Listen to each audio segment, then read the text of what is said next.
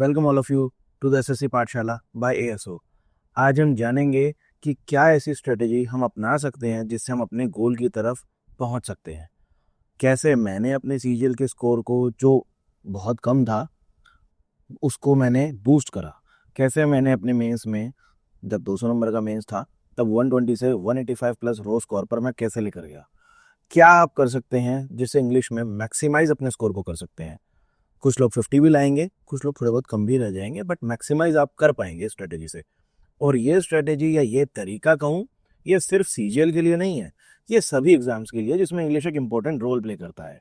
ये इंग्लिश की complete strategy है जिससे आप इम्प्रूव, बहुत अच्छा इम्प्रूव करेंगे। मैंने भी किया था और आप भी करेंगे। तो हम बिना किसी टाइम वेस्ट करे सीधा पॉइंट पर आते हैं कि आपको क्या क्या चीज़ें करनी चाहिए, क्या इंपॉर्टेंट है इंग्लिश में, और मैंने क्या किया था, क्या आप कर सकते हैं। देखिए, इंग्लिश में 3 पार्ट हैं हमारे। पहला पार्ट ग्रामर, दूसरा पार्ट वोकैब और तीसरा पार्ट रीडिंग कॉम्प्रिहेंशन। हमें इन तीनों पे जोर देना पड़ेगा, तभी हम कुछ कर पाएंगे। अभी आप जानते हैं कि सीजीएल 2025 में बहुत लिमिटेड डेज रह गए हैं, बट इंग्लिश तो हमारे मेंस में भी आएगी, इंग्लिश तो दूसरे एग्जाम्स में भी आएगी, सीएचएसएल, सीपीओ और भी बाकी एग्जाम्स में। तो हमें तो इंग्लिश प्रिपेयर करनी ही है। ऑल्दो ये चीज़ें मेनली सीजीएल पर फोकस में बता रहा हूँ अभी, क्योंकि टाइम भी कम है, बट मैं उन सभी चीज़ों को लेकर चलूंगा कि जिससे आप अभी के सीजीएल को टारगेट कर पाएंगे। या फिर अगर कुछ लोग, कुछ ऐसे भी लोग तो होंगे ना जो नए सीजीएल के लिए प्रिपेयर कर रहे होंगे, तो ये स्ट्रैटेजी उन सभी के लिए भी है कि कैसे आप इंग्लिश को आगे लेकर बढ़ सकते हैं।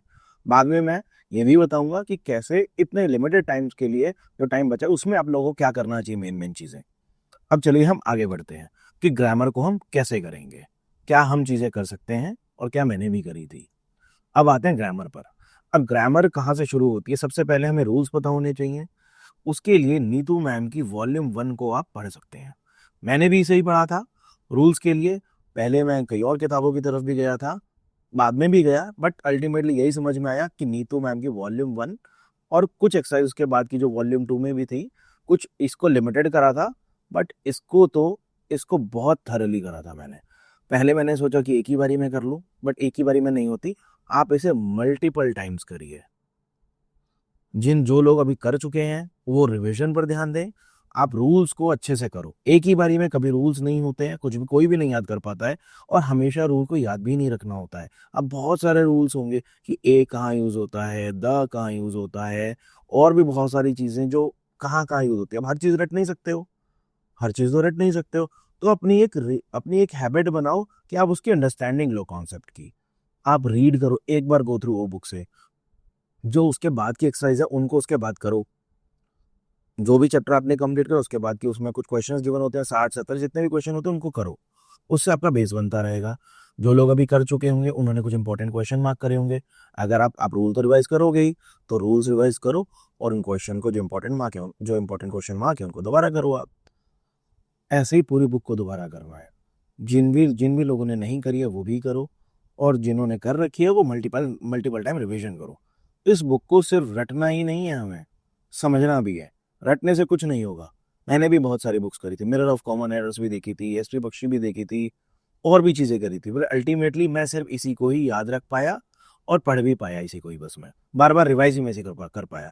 इसको मैंने 5 से 6 बार रिवाइज कर लिया था। तो जो रूल्स थे वो रट गए थे, उसके अलावा प्रीवियस ईयर क्वेश्चन करे थे।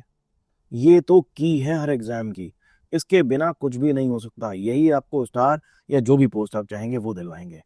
प्रीवियस ईयर क्वेश्चन के बिना कुछ नहीं होगा। इनको हमेशा करो। जैसे ही आपका सिलेबस पूरा होता है, नहीं तो मैम की वॉल्यूम 1 होती है, या जहाँ से भी आप कर रहे हैं ग्रामर, अगर आपको अंडरस्टैंडिंग जिस भी जगह से अच्छी हो रही है आप उसको करो, बट मल्टीपल टाइम्स करो। उसके बाद उसकी एक्सरसाइज लगाओ। उसके बाद जैसे ही आपकी पूरी बुक हो जाए, तो उसके बाद प्रीवियस ईयर क्वेश्चन पे पक्का मूव करो। प्रीवियस ईयर क्वेश्चन से आपने जो भी पढ़ा है, यहाँ तो चैप्टर वाइज पढ़ा है आपने, बट उसके बाद तो आपको एक कंसोलिडेटेड फॉर्म में लगाने हैं ना क्वेश्चन, जहाँ पर सारे टाइप के क्वेश्चन हो, आप उन्हें लगाओ। फिर जो टॉपिक आपको समझ नहीं आ रहा है, जहाँ प्रॉब्लम आ रही है, उसको फिर से रिवाइज करो। यहाँ से नहीं तो जहाँ से भी आपने करा है वहां से आप रिवाइज करो, बट रिवाइज करते रहो। जो लोग अभी बार बार कर चुके हैं वो भी रिवीजन करो, मॉक दो, और ये मॉक कोशिश करो प्रीवियस ईयर क्वेश्चन बेस ज्यादा हो। अगर कुछ भी क्वेश्चन कर लोगे तो उससे कोई फायदा नहीं होगा बहुत ज्यादा। प्रीवियस ईयर क्वेश्चन का डेटा ही इतना सारा है, अगर आप उसे ही कर लो तो वही बहुत है। तो इन्हीं को करो, क्वेश्चन रिपीट होते हैं, हर बार रिपीटेड क्वेश्चंस आते हैं, आप करो। अब फुल मॉक्स दो, फुल मॉक से क्या होगा, मैं ज्यादातर फुल मॉक देता था, मैं सेक्शनल मॉक कम देता था। फुल मॉक से क्या होगा, आपके सभी टॉपिक हो जाएंगे, आपकी मैथ्स भी होगी, आपकी जीएस भी होगी, आपकी इंग्लिश भी होगी, आपकी रीजनिंग भी होगी। अब इसमें आप अगर आप इंग्लिश का या फुल मॉक दे रहे हो तो सभी टाइप के क्वेश्चन आपके सामने आएंगे, यहाँ की भी वीकनेस पता चलेगी, यहाँ की पता चलेगी, इंग्लिश की पता चलेगी, रीजनिंग की पता चलेगी, आपको तरीका पता चलेगा आपको कैसे मॉक देने हैं, किस सीक्वेंस में देना है, आपको ये भी समझ में आएगा। अगर आप ज्यादा सेक्शनल मॉक दोगे तो आप टाइम मैनेजमेंट नहीं कर पाओगे एग्जाम में। हमें तो अल्टीमेटली एग्जाम क्रैक करना है ना, हमें कौन सा इंग्लिश में बहुत बड़ा एक्सपर्ट बनना है। हमारी अप्रोच सिर्फ एग्जाम ओरिएंटेड होनी चाहिए। तो मैं तो कहूंगा अगर आप ज्यादा लगा सकते हैं तो मॉक दीजिए, आपके पास टाइम है तो आप मॉक को ज्यादा टाइम दीजिए, फुल मॉक को ज्यादा टाइम दीजिए। जिनका पूरा कोर्स हो गया है, जो अपनी तैयारी के बिल्कुल एंड पॉइंट पर है या फिर अल्टीमेट स्टेप पर है, वो मॉक सबसे ज्यादा लो, हर रोज एटलीस्ट एक मॉक दो। जो तैयारी कर रहे हैं अभी, जो थोड़ी बहुत चीजें बची हैं, वो 2 से 3 दिन में कोई मॉक दिया दो। और जो शुरू भी कर रहे हैं वो भी एटलीस्ट हर हर हफ्ते एक मॉक दो। मॉक के बिना कुछ नहीं होगा। मॉक आपकी तैयारी का बेस डिसाइड करेगा कि आप कहाँ हो और आप कहाँ जा सकते हो। तो यही है स्ट्रेटेजी ग्रामर की। अब आते हैं नेक्स्ट पार्ट। ये एक ऐसा रोल प्ले करता है जो किसी भी स्टूडेंट के स्कोर को बहुत ऊपर ले जाता है और ये नीचे भी ला सकता है। तो यहाँ पर आपको पूरी पकड़ बनानी पड़ेगी, क्योंकि ये एक ऐसा एरिया है जहां से आप स्कोर को मैक्सिमाइज कर सकते हो। ग्रामर में तो फिर भी कोई ना कोई गलती के चांस हो जाते हैं, बट अगर ये आपको अच्छे से आती है ना तो ये आपको हर पेपर में बेनिफिट करेगी, हर एक एग्जाम में। और अब तो इंग्लिश और भी ज्यादा इंपॉर्टेंट रोल प्ले करने लग गई है। प्री में 25 क्वेश्चन आएंगे 50 मार्क्स के, मेंस में 45 क्वेश्चन आएंगे 135 मार्क्स के। अब तो ये और ज्यादा रोल प्ले करने लग गई है ना, तो फिर इंग्लिश के लिए अब क्या करा जाए। तो इंग्लिश से तो बचा जा नहीं सकता, तो इंग्लिश में तो बहुत बड़ा रोल प्ले होने लग गया है वो कैब का भी। इंग्लिश तो हर एग्जाम में इंपॉर्टेंट है, कोई भी एग्जाम ले लो तो अल्टीमेटली आपको ये तो करना ही है। तो इसको बहुत अच्छे से करो वो कैब को। आप सभी लोग अपना एक डेली गोल बनाओ कि आपको कितने वन वर्ड करने हैं, कितने आपको इडियम फ्रेजेस करने हैं, कितने आपको सिनोनिम एंटोनिम करने हैं। एंटोनिम को मत करना, ये कंफ्यूजन क्रिएट करते हैं। वन वर्ड सब्स्टिट्यूशन करो, इडियम फ्रेजेस करो, सिनोनिम्स करो, और भी जो आपका पार्ट है वो सब करो। फ्रेजल वर्ब्स भी करो, ये भी इंपॉर्टेंट है। ऑल्दो ये बहुत अच्छे से नहीं हो पाता है, बट फिर भी जितना हो सकता है उतना आप करो। ये वोकैब ऐसा पार्ट है जो आपके स्कोर को मैक्सिमाइज करेगी, आपको बहुत आगे ले जाएगी, वो हर एग्जाम में ले जाएगी। अब आप आरसी करोगे उसमें भी वोकैब का पार्ट आ जाता है, आपने वोकैब में तो है ही है वोकैब का पार्ट, और भी जो भी चीजें करोगे वोकैब का पार्ट आएगा। और इसकी की है प्रीवियस ईयर क्वेश्चन। सबसे पहले वो कैब में, मैं और भी चीज़ें बताऊंगा क्या वो कैब में कर सकते हैं जिनके पास टाइम है, क्योंकि मेंस भी तो देना है ना। ऐसा तो है नहीं प्री प्री से काम हो जाएगा, मेंस में भी तो देना है, मेंस भी करना है आगे। तो तैयारी ऐसी करो जो प्री प्लस मेंस में ले जाए। अगर बॉर्डर पर रह भी गए तो क्या हो जाएगा, मेरिट में तो नाम नहीं आएगा ना। जो लोग बॉर्डर पर रहेंगे, सिर्फ जस्ट बहुत पास रहेंगे, या फिर जिनकी तैयारी बॉर्डर पर होगी, उनका मेरिट में तो नाम नहीं आएगा। प्री तो क्वालिफाइंग है, चलो कम स्कोर पर, जितने भी स्कोर पर निकल जाएगा। पर आपको आपको रैंक होल्डर बनना है तो आपको हर चीज आनी चाहिए अच्छे से। तो उसकी तैयारी अभी से ही हो जाती है शुरू। बहुत लोग बताएंगे सिर्फ प्री की तैयारी करो, नहीं, प्री की नहीं होती तैयारी, मेंस की होती है शुरू से ही। तैयारी शुरुआत से सभी चीजों की करनी पड़ती है। जो लोग बहुत अच्छे लेवल पर पहुंच चुके हैं वो लोग क्या प्री के लिए पढ़ रहे हैं खाली, क्या वो मेंस के लिए शुरुआत से नहीं पढ़ रहे। मैंने भी जब तैयारी करी तो ये थोड़ी सोचता था कि प्री के लिए पढ़ रहा हूँ, मेंस को भी सोचता था, हर चीज सोचता था। बस ये मन में था कि इंग्लिश को करना है, बस कोई एग्जाम इतना नहीं सोचा, बस इंग्लिश को फोड़ देना है, ये करना है। मल्टीपल टाइम रिवीजन करनी होगी, इसकी भी एक बारी में कुछ नहीं होगा, मल्टीपल टाइम रिवीजन। अब डेली गोल भी आपका क्या होगा ये आप डिसाइड करो, ये कोई और नहीं बताएगा। अब किसी की स्पीड है 100 क्वेश्चन या 100 वर्ड्स को एक दिन में करने की, किसी की 50 की स्पीड है, कोई 150 कर सकता है, तो मैं थोड़ी बता पाऊंगा। मैं बस ये बता सकता हूं कि हाँ मैं क्या करता था। मैं कुछ ईडियम्स को लेता था हर रोज, फॉर एग्जांपल 50 शुरू में, और उसके अलावा वन वर्ड को लेता था। वन वर्ड का भी मैं एक पेज करता था मैं तो, उसमें 50 भी होते थे, 60 भी होते थे, डिपेंड करता था। और भी चीजें करता था, ये स्टार्टिंग में करता था। जब एंड आ गया था एग्जाम का, तब तब थोड़ी 50-50 से काम चलेगा। अब मैं बोल दूं आपको कि आप 50-50 करो, नहीं, तब आपको ज्यादा करना पड़ेगा। आपके सिलेबस के अकॉर्डिंग, या आपको क्या क्या चीजें कवर करनी है अभी, उसके अकॉर्डिंग आप करो। आप जो भी एग्जाम को टारगेट कर रहे हो, अगर सीजीएल को टारगेट कर रहे हो, तो उसके अकॉर्डिंग, अब तो रिवीजन का टाइम है, जिनकी तैयारी अच्छी होगी तो उसके अकॉर्डिंग आप अपना सिलेबस करो। बट वो कैब को मल्टीपल टाइम्स रिवाइज करो, अपने टारगेट को अचीव करो, जो आप खुद डिसाइड करोगे। और अपने आप को शाबाशी भी देना जब अचीव कर लो। मोरल बूस्ट बहुत इंपॉर्टेंट है इस टाइम पे। मोटिवेशन आती रहनी चाहिए। सॉन्ग सुना करो जब कभी मन ना करे पढ़ने का या कुछ और करे, कि हम सॉन्ग सुनो। मैं सुनता था लक्ष्य सॉन्ग, मूवी का सॉन्ग, लक्ष्य को हर हाल में पाना है। तो आप लोग भी करो, जो चीज़ आपको एक मोटिवेशन देती है उसको भी साथ में करो। ये तैयारी सिर्फ स्टडी की नहीं है, हर चीज़ इसमें मैटर करेगी। और भूलते सभी हैं, revision revision revision. Revision plus previous year question, यही है इस एग्जाम की, इसके सभी एग्जाम की है। और अपने रिसोर्सेज को लिमिटेड रखना, जगह जगह मत भागना, सिर्फ उतनी ही चीज़ें करना जो आप रिवाइज कर पाओ मैक्सिमम टाइम्स, उसको करो। प्रीवियस ईयर क्वेश्चन भी करो हमेशा, और सारे और ऑप्शंस को नेगेट करना भी सीखो। सिर्फ मैथ्स में ही नहीं ऑप्शंस का खेल होता, इंग्लिश में भी ऑप्शन का खेल होता है। बहुत लोगों ने, किसी ने शायद ये बताया हो या पता नहीं, इंग्लिश में भी खेल होता है। अब आप सिनोनिम और इंटोनिम करो। अब सिनोनिम में सपोज कोई भी क्वेश्चन पूछा, उसका मीनिंग पॉजिटिव हो रहा है, अब उसका आपको सिनोनिम ढूंढना है। बट आपको समझ नहीं आ रहा, कि चारों ऑप्शन आपको समझ नहीं आ रहे, बट आपको इतना पता चल रहा है कि जो पूछा गया वर्ड है वो पॉजिटिव मीनिंग दे रहा है, और जो ऑप्शन है उनमें दो वर्ड नेगेटिव मीनिंग दे रहे हैं, तो ये तो हो ही नहीं सकते हैं। अब रहे दो ऑप्शन, अब इसमें आप चांस ले सकते हो जो आपको लगे। मैं ये नहीं कह रहा कि तुक्का नहीं मारना चाहिए, ना ये कहूंगा कि मारना ही चाहिए, बट कैलकुलेटेड रिस्क लेना तो बनता है। कैलकुलेटेड रिस्क लेना तो बनता है, ये आपको लेना भी चाहिए। हर कोई लेता है, मैंने भी लिया था, और हर कोई लेता है, तो आप भी लेना। प्री में, मेस में, जहां भी आपको लगे। एंटोनिम्स में भी आपकी हेल्प करेगा, सिनोनिम में भी आपकी हेल्प करेगा, ये आपकी हमेशा हेल्प करेगा। मैं जो भी अप्रोच बता रहा हूँ एग्जाम ओरिएंटेड बता रहा हूँ। हमें कोई बहुत बड़ा 30 मार्क का नहीं बनना, हमें एग्जाम निकालना है। बहुत बड़े बड़े फन्ने कहाँ बैठे हैं जिनको बहुत कुछ आता है, बट एग्जाम हर किसी का नहीं निकल पाता है। मैं किसी को गलत नहीं बोल रहा हूँ, बट हमें एग्जाम ओरिएंटेड अप्रोच रखनी है। अपने को सिलेक्शन चाहिए, और कुछ नहीं चाहिए। बाद में देखेंगे जो चीज़ें होंगी। देखो, मैंने पहले भी बताया था, मैं फिर बताता हूँ। मेरी स्ट्रेंथ तो ये था, मेरे को जिसने एक लेवल पर पहुंचाया जहां मुझे कुछ भी नहीं आता था, वहां पर मैं 20-50 वर्ड से, 100 वर्ड से मैं 2-3 हज़ार वर्ड्स पर पहुंच गया था मैं।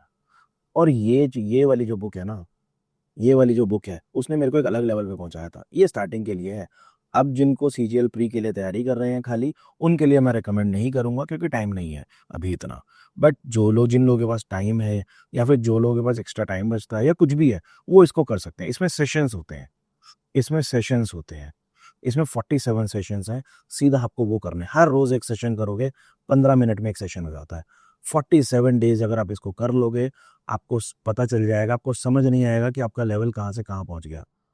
एग्जाम की तैयारी तो ऐसा तो है नहीं सिर्फ एक ही एग्जाम की होती है, ऑल्दो मैंने सीजीएल को ही टारगेट करा था सर।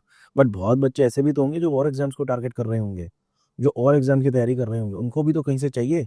अब सीधा आप जाकर प्रीवियस क्वेश्चन रटने लगोगे तो दिमाग में नहीं बैठता।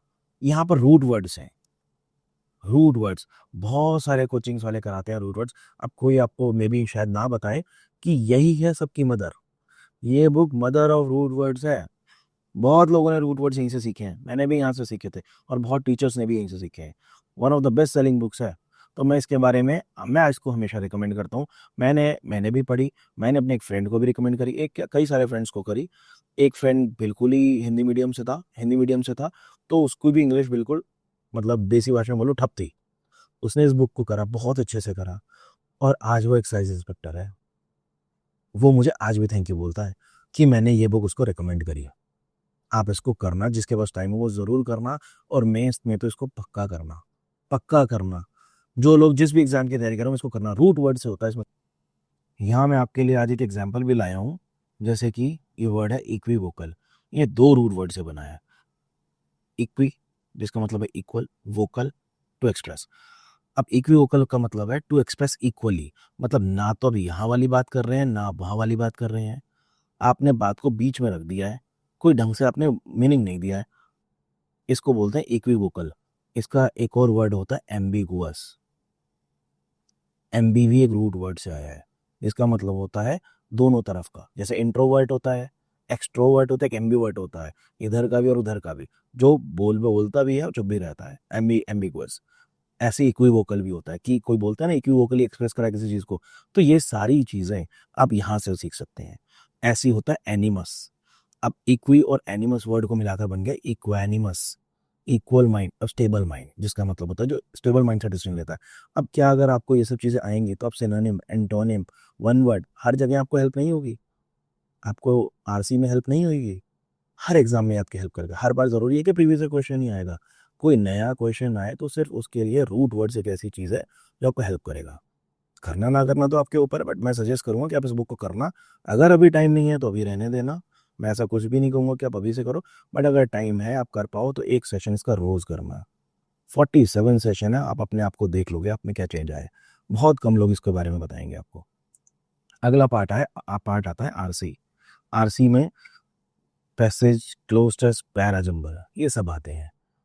अब इसके लिए अलग अलग वे हैं, हर किसी का जो लेवल है उसके अकॉर्डिंग डिसाइड होगा कि आपको आरसी में क्या करना है। जिसकी इंग्लिश ठीक है उसको लिए इतनी हैबिट की ज़रूरत ही नहीं है कि वो न्यूज़पेपर के हैबिट डाले, इधर उधर के हैबिट डाले। मैंने नहीं पढ़ा था, मैं से न्यूज़पेपर नहीं पढ़ा जाता था। कोई एडिटोरियल की तो किसी को ज़रूरत नहीं है कि आप हिंदू का एडिटोरियल पढ़ो, ये सब पढ़ो, कोई ज़रूरत नहीं है सबको पढ़ने की। जिसको इंग्लिश बिल्कुल ही नहीं आती, जिसकी इंग्लिश